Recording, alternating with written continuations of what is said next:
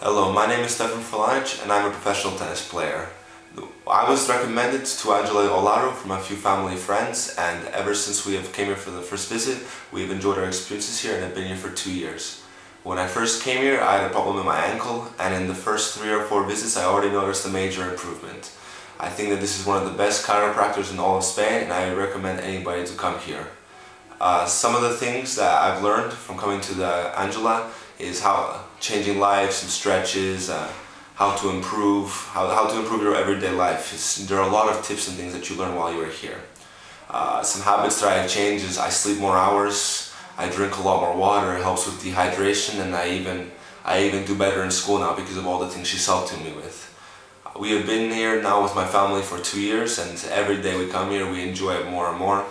And I think Angela Olaro is the best chiropractor in all of Spain, in my opinion, and I honestly think if you can, anybody should come here as much as they can to help improve their life, their spine, and just the overall experience.